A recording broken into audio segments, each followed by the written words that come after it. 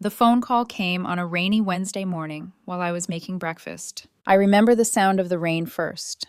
Not the call, not the words, just the soft, steady tapping against the kitchen window while I stood at the stove in my socks, turning bacon in a skillet and waiting for the coffee to finish brewing. My husband came in half awake, hair still messy, reaching for his phone the second it started vibrating across the counter. He always had a little drama in him, even with ordinary things.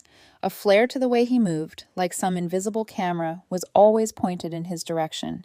That morning was no different. He glanced at the screen, straightened slightly, and answered with a sharp inhale. It was his aunt. I could hear her voice through the speaker from across the kitchen, thin and strained and trembling in all the places grief usually trembles. His grandmother had passed away in the early hours of the morning. I turned off the stove. For a second, everything else in the kitchen seemed to go still. His grandmother had been the last real anchor in his family, the one person he still spoke about with softness. She had raised him for long stretches when his parents were too distracted, too volatile, too wrapped up in their own problems to notice what he needed. She was the one who sent birthday cards with actual handwritten notes inside, the one who remembered details, the one who made him feel chosen. Then his aunt said the other part. She had left him everything. The house, the investments, the accounts, the land she'd never sold, the entire estate. It was a serious amount of money, life-changing money, the kind that doesn't just make life easier, the kind that redraws the map entirely. At first, I was genuinely happy for him. Losing someone you love is never simple, and there's no amount of money that erases grief. But there was something meaningful in knowing she had wanted to take care of his future. I walked over quietly and rested my hand on his shoulder while he was still listening, thinking we would process it together the way married people are supposed to. Sadness first, shock second. Gratitude somewhere underneath both. When he finally ended the call, he didn't say anything right away. He just stood there staring at the black screen of his phone. I watched his face carefully, expecting tears, or at least that distant, unsteady look people get when reality hasn't landed yet. But what crossed his expression wasn't grief. It wasn't even gratitude. It was something colder, something sharper, something that made a small, silent warning move through me before I had words for it. "Can you believe it?" he said at last. His voice wasn't broken, it wasn't overwhelmed. If anything, it sounded almost alert. I tried to smile gently.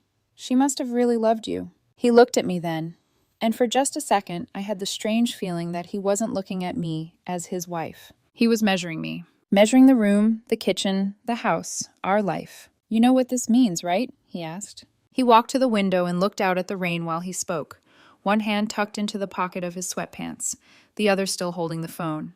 "I don't have to worry about anything anymore," he said. "No more budgeting, no more compromise, no more pretending small is enough." The word compromise hit me wrong. We weren't rich, no, but we were comfortable. I worked a steady job in systems management that paid the mortgage, kept food on the table, funded vacations, covered emergencies, and let us live a decent life without panic. We had a savings account, 2 cars, a house in a good neighborhood, weekend dinners out, streaming services we barely used, a life I had honestly believed we were both proud of. "What do you mean compromise?" I asked. He didn't answer directly, just shrugged in that elegant, dismissive way he had when he wanted to end a conversation without technically ending it. "I mean," he said, still looking out the window, "maybe I don't have to think in limits anymore." I told myself not to overreact. He had just lost someone. Grief makes people say strange things. Money on top of grief probably makes them stranger. So over the next few days, I tried to be supportive. There were calls with lawyers, calls with financial advisors, more paperwork than I expected. I offered to help organize documents, make a spreadsheet, keep track of deadlines. He waved me off every time. "I can handle this myself," he said. "It's not that complicated." It was his inheritance, his family money. I respected that. But then the little comments started. At first, they were so small they could have slipped past me if I'd wanted them to. He stood in the living room one evening, slowly turning in a circle as if he were seeing it for the first time. "This furniture is so basic," he murmured. Another night, he flipped through our streaming services and sighed dramatically. "We really have spent years settling for the cheap version of everything." I looked up from my laptop. "That's a weird way to describe our life." He laughed, but not warmly. "You know what I mean." No, I thought, actually I didn't. Or maybe I did, and I just didn't want to. It was like he'd been released from something I hadn't known he considered a prison sentence. 2 weeks later, we were at dinner with another couple we'd known for years. Nothing fancy, just a good restaurant downtown, a bottle of wine, the kind of table where old friends lean in and talk too long because everyone feels safe. The inheritance came up because of course it did. News like that always travels faster than grief. It must be such a relief, our friend said. Financial security like that is a gift. My husband smiled, but it wasn't the smile I used to know. Oh, it definitely changes your perspective, he said. Then he looked straight at me. On things, he added. On people. The whole table shifted. Our other friend set down her fork. What does that mean? He lifted his wine glass with careful, almost theatrical calm. It means when you don't have to depend on someone else's income anymore, he said. You start seeing relationships more clearly. You realize what was necessity and what was actually choice. I felt my stomach drop so suddenly it was almost physical. For a second, nobody spoke. Necessity? I repeated. He shrugged, like we were discussing weather. Let's be honest. How many decisions in our marriage were made because we had to consider your salary, where we lived, what we bought, what kind of weekends we could have, what kind of future we could manage on one practical paycheck? The silence around the table became unbearable. Our friends exchanged one of those quick, embarrassed glances people use when they desperately want to leave but can't. My face felt hot, but my voice came out steady. So that's what this is now? He tilted his head. I'm just saying money reveals things. No, I said quietly. Sometimes it creates them. He gave me a look that said I was being emotional, predictable, small. I excused myself before I said something I couldn't take back in public. In the bathroom mirror, I barely recognized my own expression. I looked stunned, yes, but underneath that was something worse. Humiliation. Not because of the money. Because my husband had sat in front of people who knew us, people who had eaten in our kitchen and celebrated birthdays with us, and helped us move into our first house and reduced our marriage to an economic arrangement. When I came back, the conversation had moved to safer ground. Restaurants, holiday plans, someone's renovation nightmare. Nobody looked at me too directly. The drive home was silent except for the windshield wipers. He stared out the passenger side window like nothing irreversible had happened. I drove. Street lights slid over the wet pavement in blurred yellow streaks, and all I could think was that something had shifted too fast to be explained by grief alone. This wasn't new behavior created overnight. This was something that had been waiting for permission. That night, I lay awake beside him staring at the ceiling. The same man who used to thank me for taking overtime shifts when we wanted to save for something special had now spoken about my income like it was an embarrassment he had finally outgrown. The same man who used to say I made him feel safe had looked across a dinner table and implied that safety had only ever been a limitation. He fell asleep quickly. I didn't. Outside, the rain kept falling in the dark, soft and relentless, like something patient enough to wear down stone. And for the first time in my marriage, I had the quiet, sick certainty that the real storm hadn't started that morning. It had only announced itself. The inheritance hit his account 3 weeks later. I know the exact day because he told me the moment it happened. Not with excitement, not with relief, with a strange kind of satisfaction. I was sitting at the kitchen table working through emails when he walked in holding his phone like it was a trophy. It cleared, he said. That was fast, I replied. He leaned against the counter, scrolling through the banking app again, even though he had clearly already looked at the number 10 times. It's a lot, he said. I nodded slowly. It is. For a moment, I thought maybe that would be the turning point, that the shock of seeing the money would bring some of his old self back. The thoughtful one, the careful one. Instead, he smiled. Not a grateful smile, a satisfied one. The kind of smile someone has when they believe they've finally moved into a different category of life. That same afternoon, he went shopping. Not groceries, not errands, shopping. He came home hours later with bags from stores I had never seen him step into before.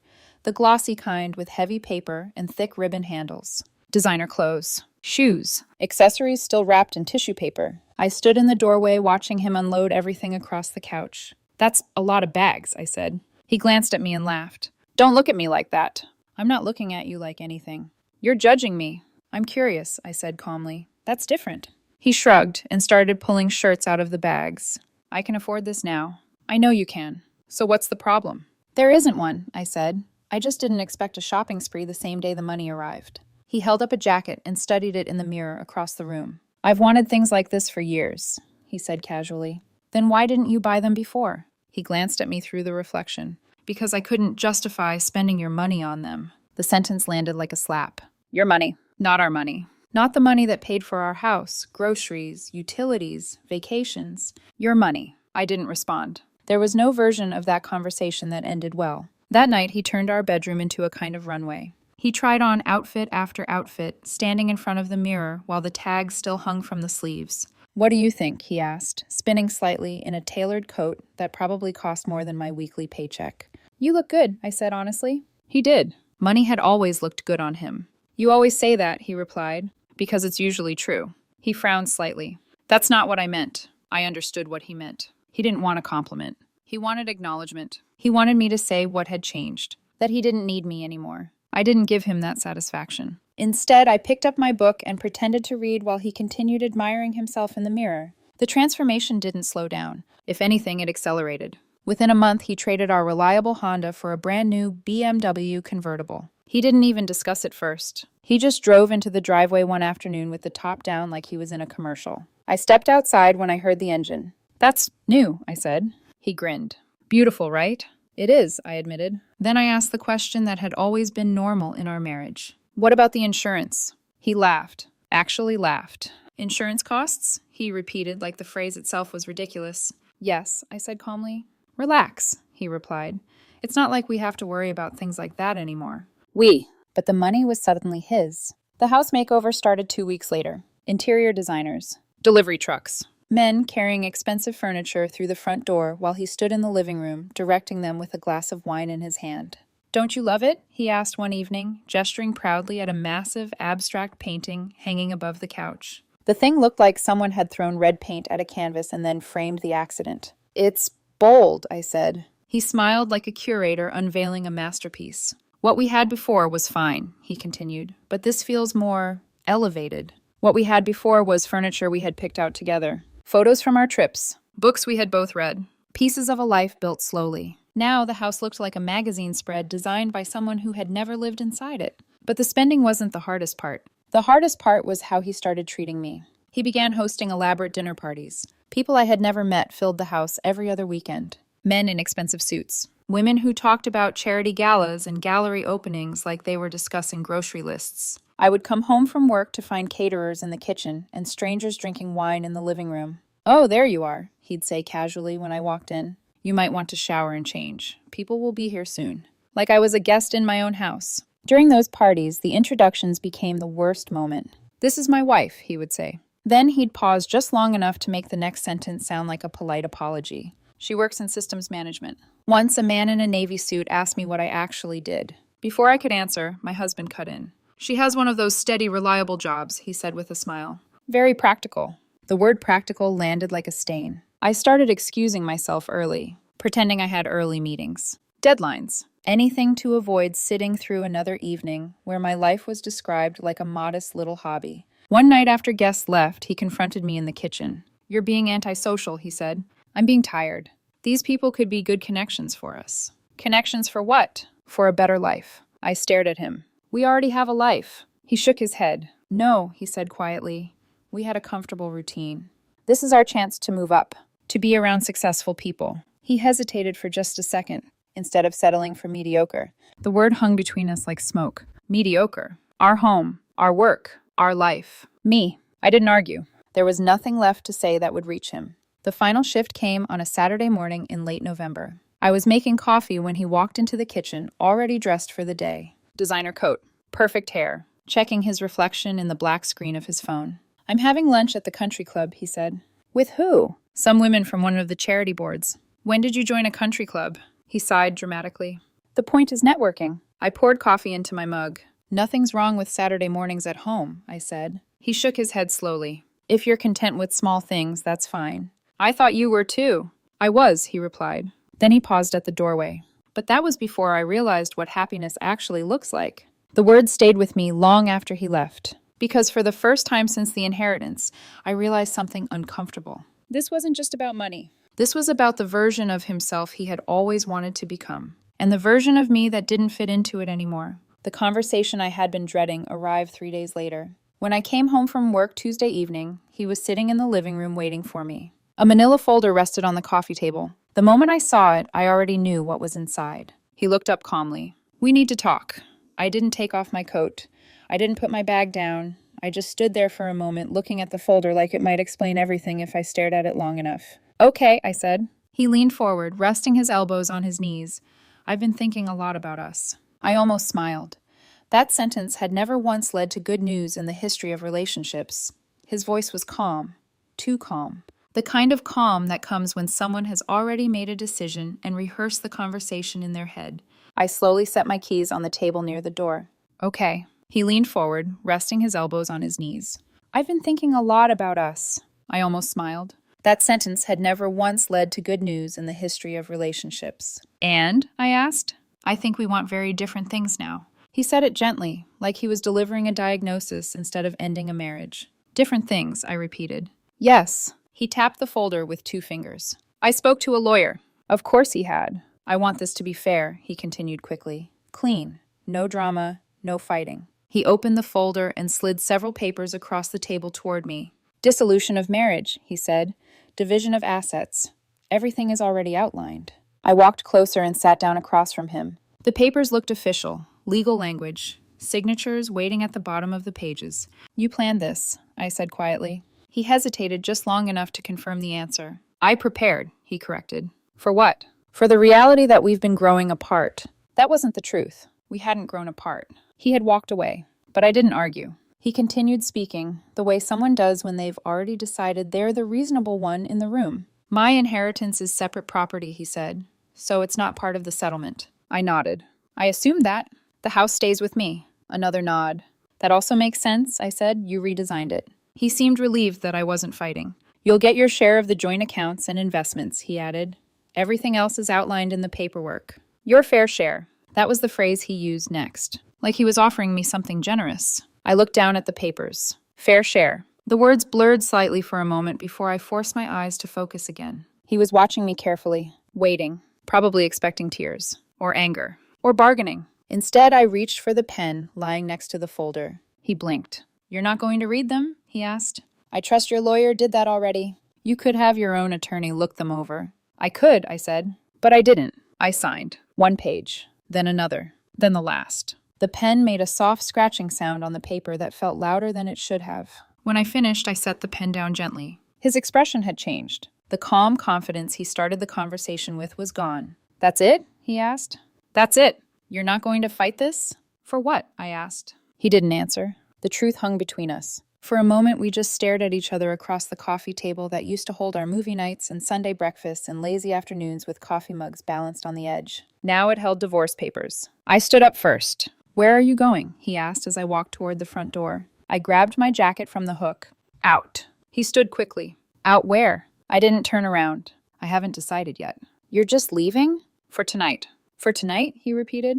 Yes. His voice sharpened slightly. You can't just walk out in the middle of this. I paused at the door. You ended this? I said calmly. I just signed the paperwork. That silenced him. I opened the door and stepped outside. The air was cold enough to sting. I didn't look back. I didn't go back that night. Or the next. I checked into a hotel downtown and paid for the room with the emergency credit card I kept for work travel. The room was quiet, neutral, a place where nobody knew my name or my marriage or the strange new version of my husband that had appeared in the last month. For the first night in weeks, I slept. The next morning, I woke up with something I hadn't felt in a long time. Clarity. I didn't call friends. I didn't call family. And I definitely didn't call a lawyer. Instead, I started making different calls. The first one was to a corporate relocation company. A woman named Angela answered. Corporate relocation services, she said. How can I help you? I'm looking for opportunities in other states, I said. How quickly are you hoping to move? 2 weeks. She paused. That's ambitious. I know, but not impossible, she added. Good. Over the next 3 days, I scheduled interviews. Minneapolis, Denver, Phoenix, cities that felt far enough away to make the past quiet. A week later, I had a job offer. Minneapolis, 15% higher salary, full relocation coverage, a clean exit. I returned to the house exactly once. Thursday afternoon. I knew he'd be at his weekly spa appointment with the new circle of friends he'd been trying so hard to impress. The house already looked different. More artwork, new furniture, fresh flowers in expensive vases. It felt like walking through someone else's home, like our life had been erased and replaced by a showroom version of sophistication. I packed methodically. Clothes, documents, a few books that meant something to me. I left everything else. Anything we bought together. anything that belonged to the life we once shared. Before I left, I slipped my wedding ring off my finger. I placed it on the kitchen counter, right next to his coffee maker, where I knew he would see it. The moving truck left 2 weeks later. I stood outside a small townhouse in Minneapolis watching the truck disappear down the street. New job, new state, new phone number, new life. No transition, no looking back. Somewhere back home, my soon-to-be ex-husband was planning a party, a celebration of his new life. According to a mutual friend who texted me weeks later, he had invited everyone. Apparently, he was waiting for me to show up, to make a scene, to beg him to reconsider. Instead, I was 2 states away, assembling furniture and learning how quiet freedom can feel. The first week in Minneapolis felt unreal. Not in a dramatic way, not like the movies where someone runs away and immediately becomes a different person. It was quieter than that, almost ordinary. My townhouse was empty, except for a mattress, a folding chair, and 3 boxes stacked against the wall. When the moving truck pulled away that first afternoon, I stood in the driveway for a long moment watching the street. No one here knew my story. No one knew I had been married. No one knew I had signed divorce papers on a Tuesday and moved halfway across the country before the month ended. It felt like stepping into a life with the volume turned down. I started the new job on Monday. The office was modern, but not pretentious. Glass walls, neutral colors, people who seemed more interested in finishing their work than impressing anyone in the room. My manager, Lauren, greeted me with a quick handshake. "We're glad you made the move," she said. "Relocations that fast usually mean something big pushed the decision." I smiled politely. "Something like that." She didn't push for details. Minnesota seemed to have an unspoken rule about respecting personal space, physical and emotional. I liked that. Within a few weeks, I learned everyone's names. I found a small gym 2 blocks from the townhouse. I discovered a coffee shop that made breakfast sandwiches good enough to get me out of bed early on weekends. For the first time in months, my life started to feel stable again. The biggest change was my phone. I got a new number the day I arrived. New contacts, new voicemail, no trace of the old one. For a while, I didn't hear anything from the past. Then one evening, about 6 weeks after the move, a message came through from a mutual friend. It was short. "Have you talked to him?" I stared at the text for a moment before replying. "No." 3 dots appeared, then disappeared, then appeared again. Finally, the message came through. "He's been calling everyone trying to find you." Apparently, the party had happened. The one he planned to celebrate his new chapter. According to my friend, the house had been full. New friends, old acquaintances, wine, music, a carefully curated group of people he thought represented the life he wanted now. He had expected me to show up, to create drama, to beg, to cry. When I didn't arrive, he called my phone. Once, twice, 10 times. By the end of the night, the calls had reached voicemail number 20. But the phone number he had was already dead. The next morning, he started asking questions. At first, he assumed I was staying with friends. He called my office. That's when he learned I had already given notice. He drove to my old gym, the bar we used to visit, even the grocery store we shopped at every Sunday. By the 3rd day, the reality started to settle in. I hadn't left for the weekend. I had left. Period. 2 weeks later, he hired a private investigator. I didn't learn that detail until months afterward, when one of the investigators accidentally contacted someone from my old workplace. Apparently, I had covered my tracks well. New job, new address, new phone number, no social media updates. Professional disappearing act. Meanwhile, my life in Minneapolis kept moving forward. Work became the center of everything. Not because I needed a distraction, but because I genuinely liked what I was doing. The projects were challenging. The team respected my ideas. 3 months in, Lauren pulled me aside after a meeting. "You're settling in fast," she said. "I like it here. You're up for a leadership track if you want it." I nodded. "I do." Outside of work, I built a life slowly. I joined a weekend hiking group that explored trails outside the Twin Cities. The first time I stood on a ridge overlooking a frozen lake surrounded by silent pine trees, I realized something strange. I wasn't thinking about him, not about the inheritance, not about the house, not about the dinner where he had humiliated me in front of our friends. My mind was quiet. I started cooking again. Real meals, not the rushed kind I used to throw together after long days. I bought furniture I actually liked. Comfortable chairs, a good mattress, a wooden kitchen table placed beside a window that looked out over a line of tall trees. Every morning, I sat there with coffee while sunlight filtered through the branches. It felt peaceful. 6 months passed. Then I received another call from that same mutual friend. Her voice sounded hesitant. "I thought you should know something." "What?"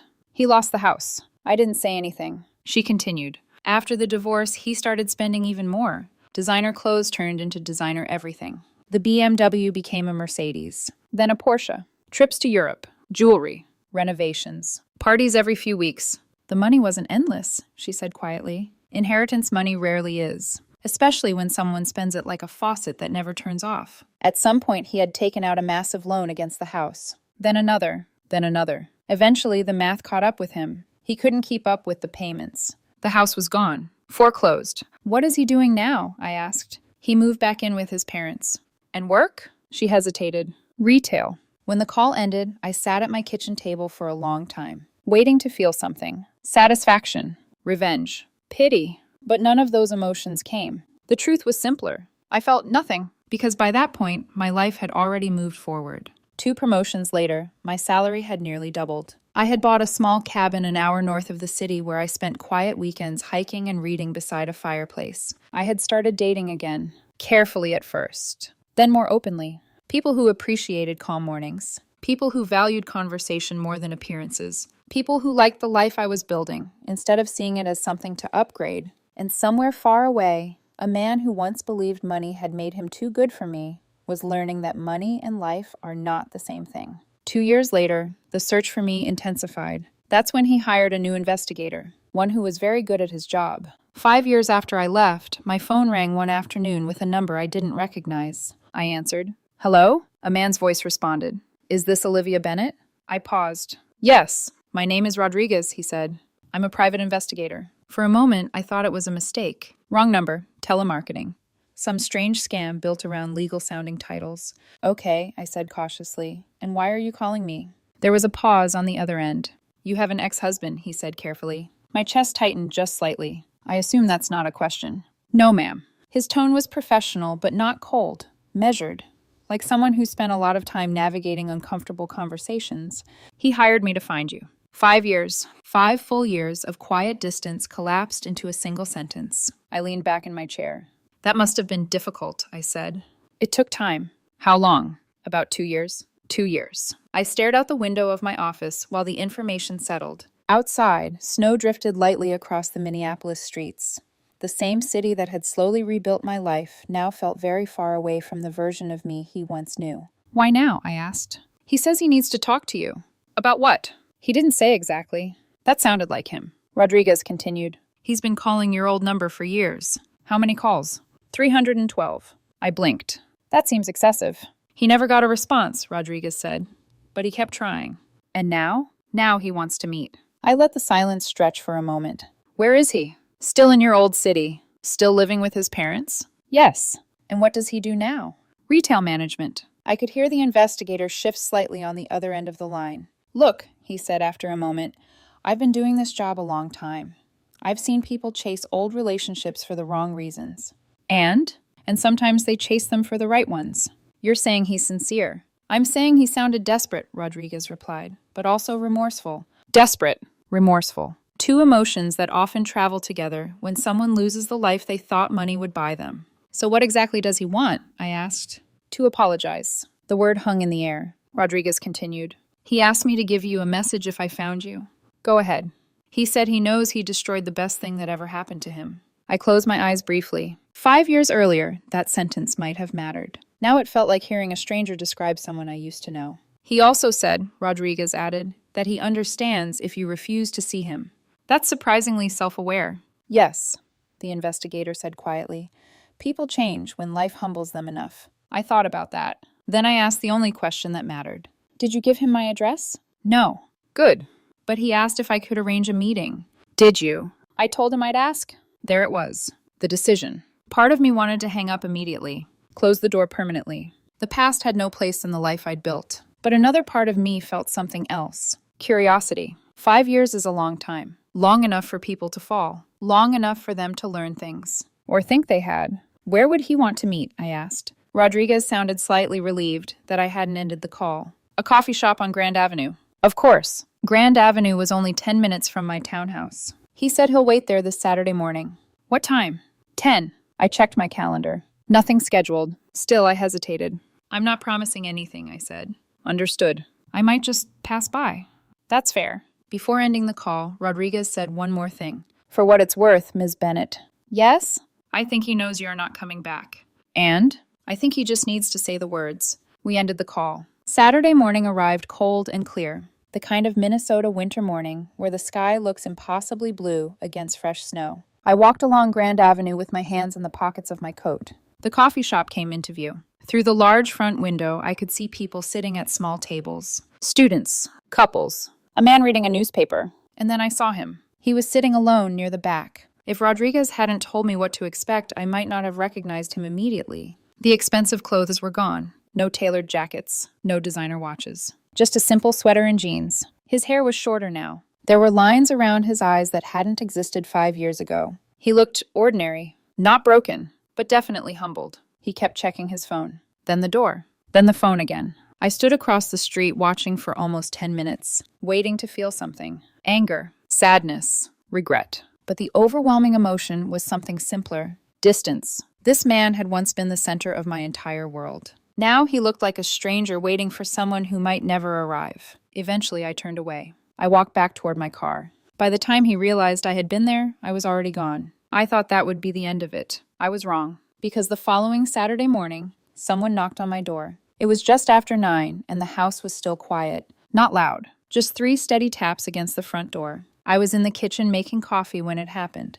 The cabin air still carried that crisp Minnesota chill that slips in through the windows overnight, and the smell of fresh grounds filled the room. For a second, I assumed it was my neighbor, but something in the rhythm of the knock made me pause. I walked to the door slowly and looked through the peephole. He was standing there. 5 years had changed him. The first thing I noticed was the posture, the old confidence, the effortless arrogance he carried when money first arrived was gone. His shoulders were slightly hunched now, like life had quietly added weight he hadn't expected to carry. His clothes were simple, clean, but ordinary. Jeans, a dark jacket, no designer labels, no polished shoes, just a man standing on a porch in winter, shifting his weight nervously while he waited. I opened the door. Cold air rushed inside between us. "Hi," he said quietly. His voice sounded smaller than I remembered. "I know you didn't want to meet. I just needed to try one more time." For a moment, neither of us spoke. 5 years of silence stood between us like a third person. "How did you get my address?" I asked. He swallowed. "I hired someone." "Another investigator?" He nodded. "I've been trying to find you for years." Years. The word sounded heavier than he probably intended. He looked past me briefly into the house. "You look good," he added softly. "Happy." I didn't respond. I simply waited. People who travel that far usually come with something they need to say. And eventually he did. "I know I have no right to be here," he began, "but I need you to hear this." His hands were shaking slightly. "I'm sorry." The words came out quickly, like they had been trapped behind his teeth for too long. "I'm incredibly sorry for how I treated you." His voice cracked a little. "I lost everything. The money, the house, the people I thought were friends." He gave a small, humorless laugh. "They disappeared faster than the money did." I stayed quiet. He continued. "I'm working retail now," he said, "living with my parents again." His eyes dropped to the ground. "I think about what I did every single day." There was a long pause. "I'm sorry that happened to you," I said finally. "And I meant it. But sympathy is not the same as forgiveness." He looked up quickly. "That's all you're going to say?" "I'm not sure what you want me to say." His composure cracked. "I still love you," he blurted. The words echoed strangely in the cold air. "I never stopped loving you. I just got caught up in the money, the lifestyle, the people who told me I deserved something better." His voice broke. "But the truth is, I threw away the best thing in my life." I watched him quietly. 5 years ago, that confession might have shattered me. Now it simply sounded like a lesson learned too late. "I deserve something better," he continued desperately. "And I thought money meant that. I thought I could build a bigger life." He wiped his face quickly. I was wrong. I leaned against the doorframe. "You're different because the money ran out," I said gently. "That's not the same as changing." "That's not fair," he said immediately. "I've learned from my mistakes." "Maybe," I replied. "But I've learned from them, too." He looked confused. "The person I am now," I continued, "doesn't have room for someone who treated me the way you did." His eyes filled with tears. Real ones this time. Quiet ones. "I know I hurt you," he whispered. "I know I said terrible things." "You didn't just say them," I corrected calmly. "You believed them." The wind shifted slightly across the porch. He looked at me like he was seeing the final door closing. "Is there nothing I can do?" he asked. "No." The word came out softly. But it was solid. Final. "I'm not angry anymore," I added, "but I'm also not available for a second chance." He hesitated. "Are you seeing someone?" "Yes." Almost on cue, the front door behind me opened. My boyfriend stepped inside from his morning run, brushing snow from his jacket. He stopped when he saw us. I turned slightly. "This is Daniel," I said. Daniel gave a polite nod. My ex understood immediately. Another piece of the past settling into place. He stepped back slowly. "I hope you can forgive me someday," he said quietly. "I already have," I replied. "But forgiveness doesn't mean reconciliation." He nodded. For a moment, he looked like he wanted to say something else. Instead, he turned and walked down the steps toward a small rental car parked at the curb. The engine started. A few seconds later, the car disappeared down the quiet street. I closed the door. Daniel wrapped an arm around my shoulders. "Everything okay?" he asked. I looked out the window one last time. The man who once believed I was irrelevant to the life he wanted had finally learned something simple. Money can change your circumstances, but it cannot build a life for you. That part you have to do yourself. And sometimes the most loving thing you can do for yourself is walk away from someone who never understood what you were worth. Daniel squeezed my shoulder. "Coffee?" he asked. I smiled. "Yeah," I said. "Coffee sounds perfect."